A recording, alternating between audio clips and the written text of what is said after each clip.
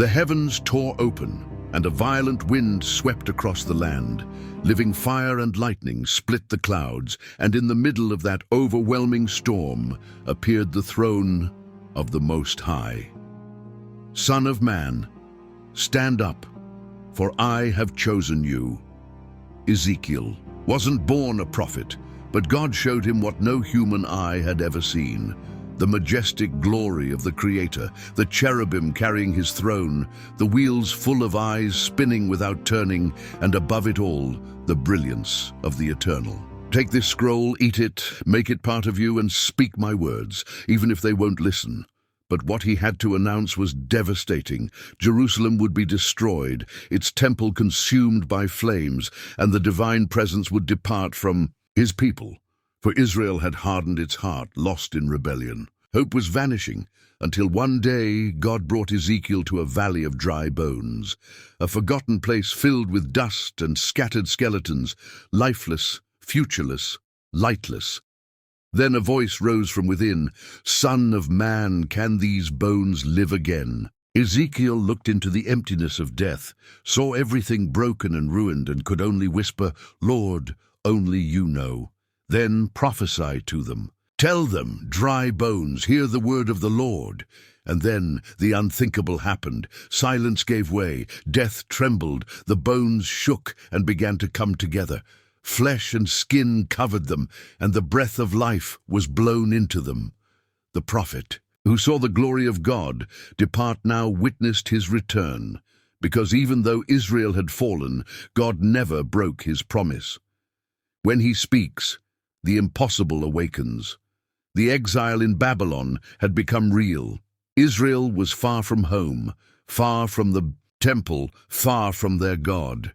The elders muttered, the priests fell silent, the young gave up. Some still believed it would be short, that God would rescue them soon. But the prophets of the Most High had already warned them. Judgment would not be light, and for many there would be no return. Among the captives was a young priest named Ezekiel from the tribe of Levi. If Jerusalem hadn't fallen, he would soon have served in the temple, but now the temple lay in ruins, his future was uncertain, and his soul was torn between hope and resignation. Day after day he sat by the Kebar River with the other exiles. There he heard their laments. There he felt the weight of a broken nation. There he silently begged for a sign from God that never came. Then Deborah, his wife, gently asked, "Why are you so quiet, Ezekiel? Everyone is looking for comfort. Aren't you a priest?" He lowered his head and answered bitterly, "A priest of what, Deborah? If there's no altar, they've taken everything from us. What can I offer them?" As he spoke, his eyes drifted to the horizon, watching the elders gathered, their faces marked by despair. Zadok approached and said, "They say Jeremiah is still in Jerusalem, that there's still hope. The judgment hasn't been complete. God won't destroy his house, Ezekiel. He hasn't left us. So why are you afraid? You talk like he's abandoned us, like we're no longer his people, but he'll rescue us. We'll return. It's only a matter of time." Ezekiel didn't reply, because deep inside he couldn't be sure Zadok was wrong. But something deeper in his soul shouted that the ruin had not yet reached its end, until one day, without warning, the skies opened, a mighty wind rose, the clouds darkened as if the heavens shut in anger, a roar burst forth like the march of armies. From the north came a storm, wrapped in fire. Ezekiel looked up, and in the middle of the flames he saw the glory of the Lord descending. 4 living creatures appeared, their faces like a man, a lion, an ox, and an eagle. Each had 4 wings. Their feet shone like burning bronze. They moved in every direction without turning. Beside them were wheels within wheels, covered in eyes. And when the creatures moved, the wheels moved with them. It was a vision beyond description, a revelation beyond human understanding. Above, it all stretched a gleaming expanse, like crystal, and beyond that, a majestic throne shining like the sun. and on that throne was someone with a human appearance, wrapped in radiant fire, surrounded by a glowing rainbow that declared an eternal covenant. It was the Lord Almighty. When Ezekiel saw him, he fell face down, overcome by the glory, and then he heard his voice. It sounded like the roar of rushing waters, like thunder that shakes your bones. Son of man, stand on your feet. I'm going to speak to you. Lord, I'm not a prophet, I'm not worthy of this. Son of man, take this scroll, eat it, make it part of you, because you will speak what I tell you. And then the Most High reached out his hand, and in it was a scroll, covered front and back with words, messages of pain, warning, and judgment. I am putting my words in your mouth and sending you to a rebellious people. You will speak. Even if they won't listen, you will warn them, even if they refuse to understand, because they will know that a prophet has been among them. Ezekiel took the scroll with trembling hands, brought it to his mouth, and ate it. And though it was filled with bitterness, its words tasted like honey, because he knew they came from the true God.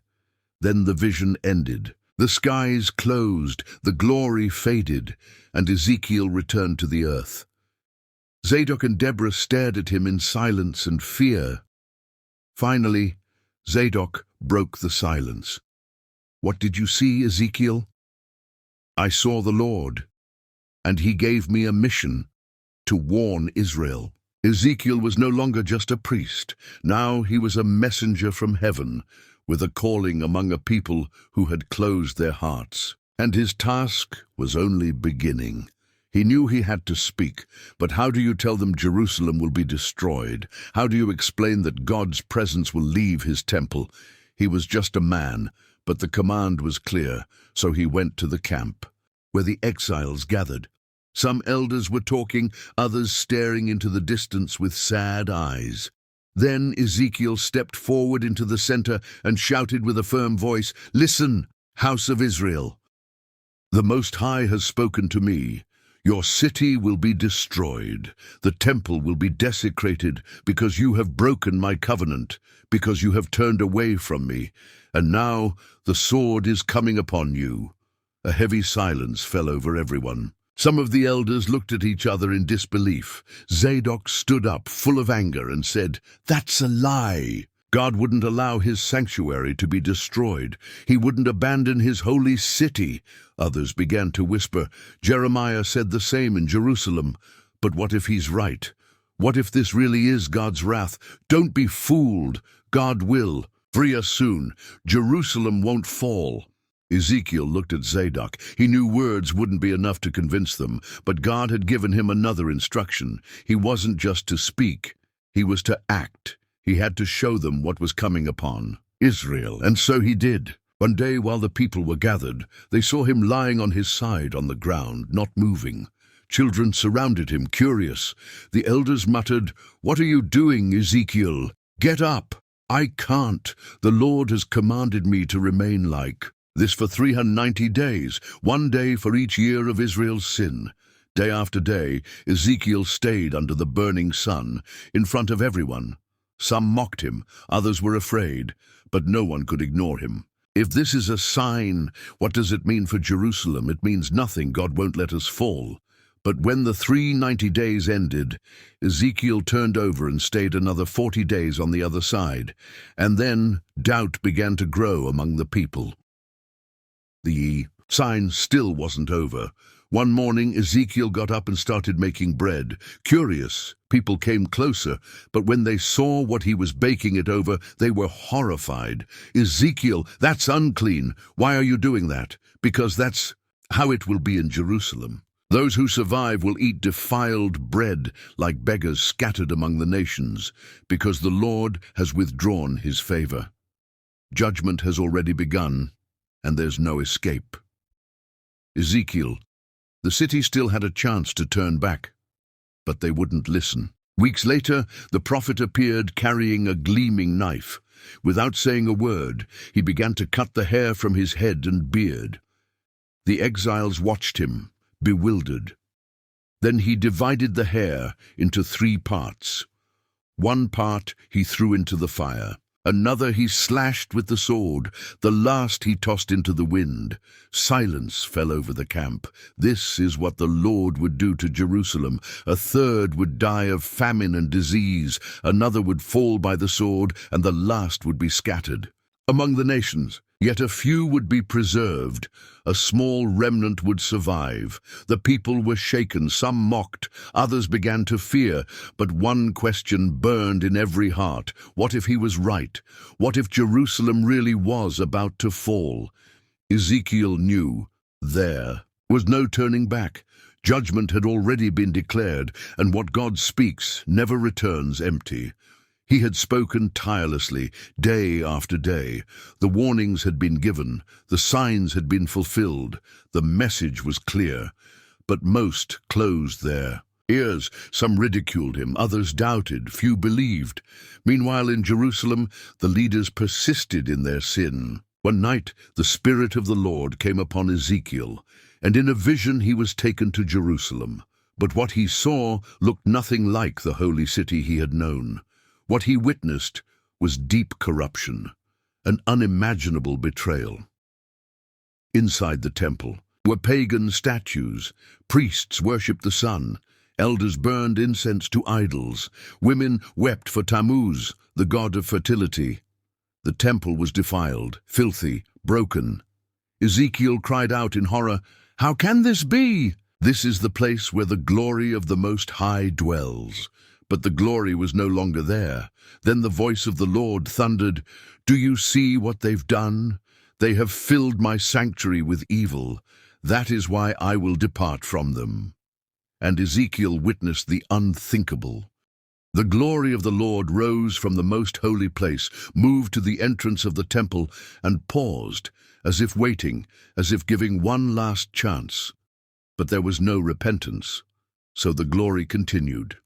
It crossed the walls of Jerusalem and stopped at the Mount of Olives, waiting again. But the people's hearts remained hardened. Then it happened, something no other prophet had ever seen. The glory of God lifted into the heavens and vanished. "Lord, don't leave us." But they had shut their hearts. They had sealed their judgment. Now justice would come. Weeks later, word reached Babylon. Nebuchadnezzar had marched against Jerusalem. Famine ravaged the city. Nobles dropped dead in their own homes. Priests cried out and received no answer. When the final wall fell, the Babylonians stormed in with violence. The temple was looted, the altars smashed, the columns destroyed, the house of God engulfed in flames. Smoke rose to the sky, a testimony of the end. Then Zadok, tears in his eyes, turned to Ezekiel. "It was true. God has left us." "No," said Ezekiel. "He didn't leave us. We were the ones who left him first." And there was total silence. No temple, no city, no king. The nation of Israel had collapsed, but God wasn't finished. Because even though judgment had been carried out, on the horizon, a new hope was beginning to shine. Jerusalem lay in ruins. The temple was ash. The people were scattered. Many died in foreign lands. Others were enslaved. And those who still breathed wondered if God remembered them. But the Lord had not gone silent. Though the punishment had fallen, his purpose remained. Ezekiel waited, longing for a word of restoration. But the next vision he received was different. Not only would Israel be judged, so would the pagan nations, and God commanded him to speak against them. So Ezekiel raised his voice. "This is what the Lord says. O Tyre, you laughed at Jerusalem.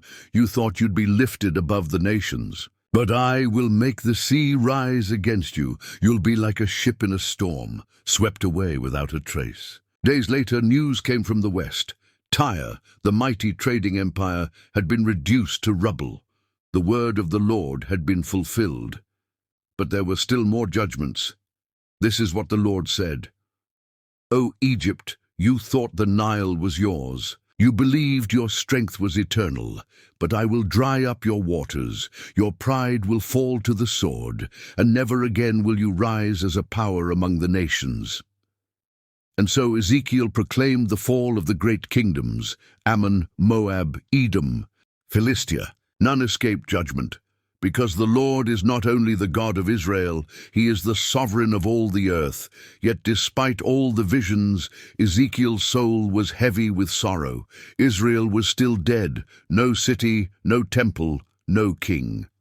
So the prophet asked the question everyone feared to ask, "Lord, have you abandoned us forever?" And the Lord answered, "Come, Son of Man, and I will show you what is to come." And in a vision God brought him to a vast valley, a valley filled with bones. They were everywhere, dry, lifeless, forgotten, the remains of Israel. Ezekiel walked among them. Each step echoed the loss of his people. Then the Lord asked him, "Son of man, can these bones live?" Ezekiel looked at the dust, at the fragile skeletons, no flesh, no soul, only death. But he knew that with God, nothing was impossible. So he answered with reverence, "Lord, only you know." Then the Lord said, "Prophesy to these bones. Say to them, dry bones, hear the word of the Lord. I will put tendons on you. I will cover you with flesh. I will give you breath, and you will live." Ezekiel obeyed, and when he spoke, something supernatural happened. The bones began to rattle and come together, bone to bone. Tendons appeared, flesh wrapped around them, and before him stood complete bodies, but they were still, no life. Then God said, "Prophesy to the Spirit, call to the wind, say, come from the four winds, O breath, and breathe into these slain that they may live." Ezekiel spoke, and the wind came with power. It entered them, and the bodies stood to their feet, alive. A vast army rose before him. Then the Lord said, "These bones are the house of Israel. They say, 'Our hope is gone. We are lost. But I will make you live. I will bring you back to your land. I will put my spirit in you, and you will live.' Lord, will you raise us again?" But God wasn't only promising a physical restoration, he was promising a renewal of the soul. Because Israel's real problem wasn't Babylon, it was their hardened heart. And the Lord promised something even greater. "I will give you a new heart. I will take out your heart of stone and give you a heart of flesh. I will write my law inside you, and you will never turn away from me again." Ezekiel understood. The restoration wouldn't just be outward. It had to begin within the soul of the people.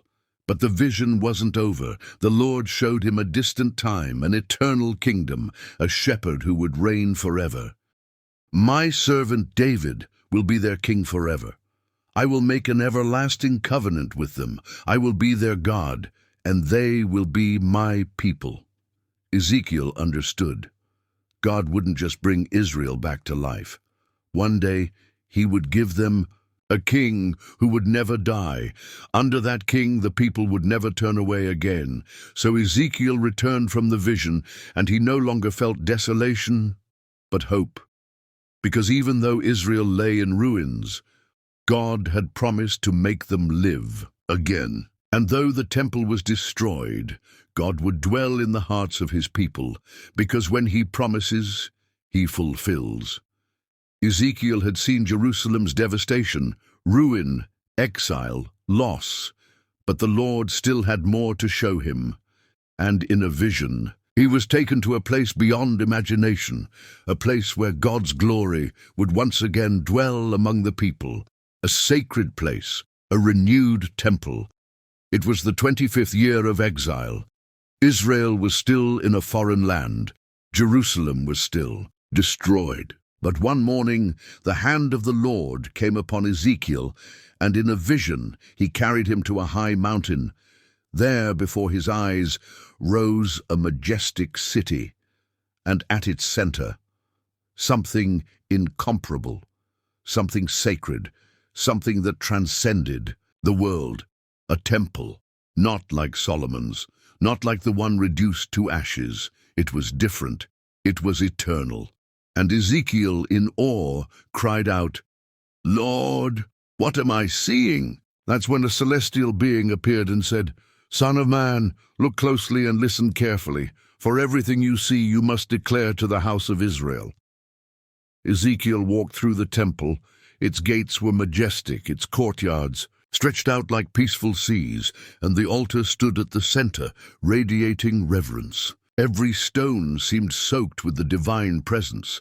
But it wasn't the architecture that stirred him most. It wasn't the towering pillars or the carved walls.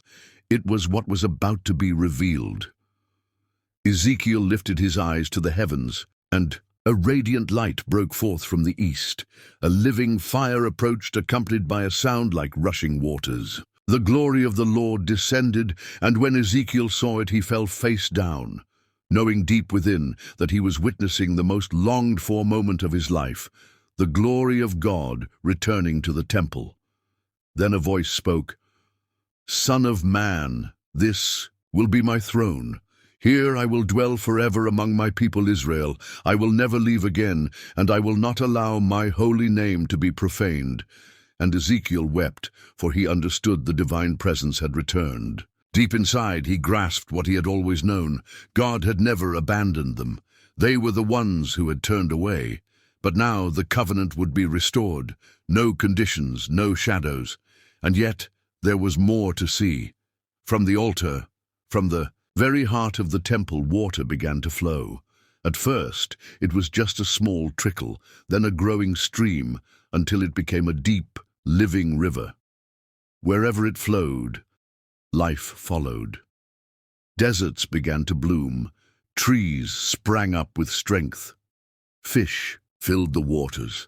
Even the Dead Sea turned sweet. For this was no ordinary river. It was the river of God, the stream of life. Then the Lord declared, "These waters will renew the land. Wherever they go, there will be new life, and my people will live in safety forever." "Lord, is this real? Will we return home?" And he answered, "I will gather you. I will give you a new heart, and you will never turn from me again. For this city will no longer be called just Jerusalem. From now on, it will be called The Lord is There." Ezekiel woke up with his heart pounding, for he realized this temple wasn't just a structure. It was a tangible promise, a symbol of the kingdom to come. One day, God would no longer dwell in temples made of stone, but in the hearts of his people. His Spirit would come to write his law in the depths of their soul, for the true temple is not built by human hands, but with living flesh and eternal spirit. And when that day comes, the whole earth will be filled with his glory, as the waters cover the sea. Ezekiel had witnessed judgment, destruction, the pain of exile, but he was also chosen to see restoration. Because God never abandons those who belong to him, his faithfulness has no end, and Ezekiel's prophecy still echoes today, reminding us that the Lord is just yet full of compassion. He corrects sin, but never shuts the door to return. And where the world sees death, he plants life. And a day will come when his glory will cover the earth like waves cover the ocean. If you've made it this far, thank you from the bottom of our hearts. Thank you for being part of this journey, because without you, none of this would be possible. To help us keep creating more Bible-based film, if you want to keep exploring the biblical story, in just a few seconds, 2 recommendations will appear on your screen. If you want to see how the people of Israel conquered the Promised Land, how Joshua was raised up as a leader after Moses' death, and how God fulfilled his promise, then we recommend watching the film of Joshua, a story of faith, courage, and divine fulfillment. But if you've already seen that part, then continue with the life of one of the most important characters in all of Scripture, Moses, the deliverer, the shepherd of an enslaved people, the man who stood before pharaohs, crossed seas, and received the sacred law directly from God. His story is a testimony of obedience, struggle, and eternal purpose. May the God of peace bless you wherever you are. May his light guide your every step, and may his word keep burning in your heart like a fire that never goes out. Thank you for staying with us till the end.